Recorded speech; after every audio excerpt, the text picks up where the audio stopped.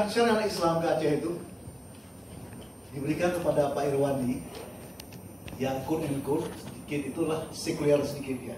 Tetapi dia tidak berani menolak karena dia siapa yang berani menolak? Ya kita terima saja. Ini juga begitu, kalau ada permintaan dari KPK tidak ada yang berani menolak. Nanti kenapa? Bukan takut kepada KPK, takut kepada masyarakat yang menganggap ingin melemahkan KPK. Inilah yang terjadi sekarang. Jadi kalau misalnya ada anggaran sedikit lebih besar, relatif, ya, anggarannya relatif besar. Saya melihatnya di dalam konteks itu karena ada ketakutan tertentu dari anggota Komisi 3 nanti masyarakat mencap ini adalah sebagai ingin melemahkan KPK. Mungkin dari saya seperti itu. Terakhir Bang Fahri. Ya, kalau saya sih lebih cenderung undang-undang berlaku umum ya. Jadi sebagai prosedur saya kira itu sangat penting sekali.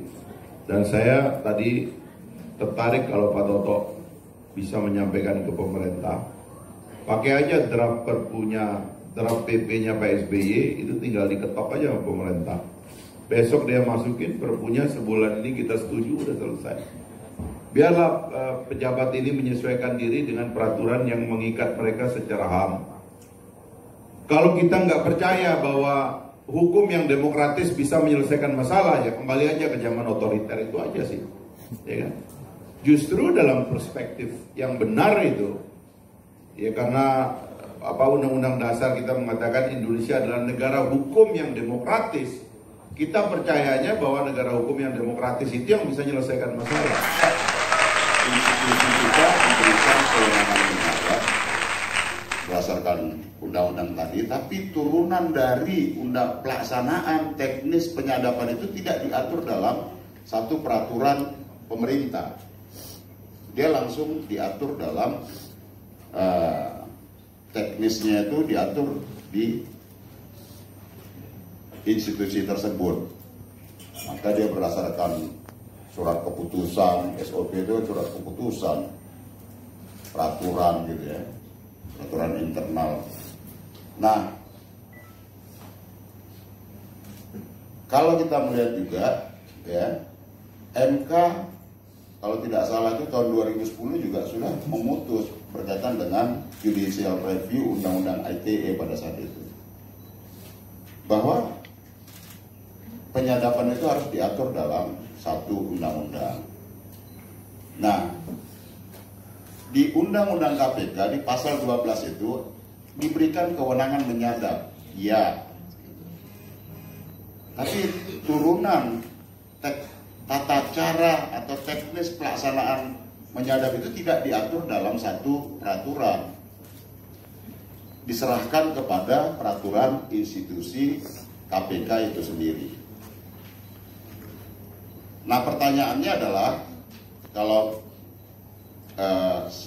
tadi saya cari-cari berkasnya hilang SOP penyadapan itu. Saya nggak tahu ruangan saya, jangan-jangan ada lagi SOP penyadapan itu. Makanya tadi saya cari-cari, maka saya telat tadi kemarin itu. Nah, di situ seingat saya batasannya diatur jelas.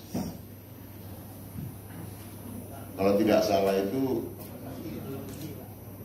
30 hari dilaporkan ke pengadilan, kemudian bisa diperpanjang lagi. Nah, ada limitasi waktunya. Nah, tetapi kan dalam praktek sering kita lihat di persidangan tipikor itu ya, rekaman yang sebelum-sebelumnya sama yang sekarang, kalau kita hitung limit waktunya itu di luar dari ketentuan yang diatur. Sama seperti yang dalam draft RUU yang saya baca ini, selama penyadapan itu masa waktunya itu 6 bulan, kemudian diperpanjang 6 bulan lagi Bang ya, berarti setahun. Nah, ini juga menjadi pembahasan alot menurut saya nanti. Selama itu disadap setahun. Nah, ini kan masalah waktunya juga harus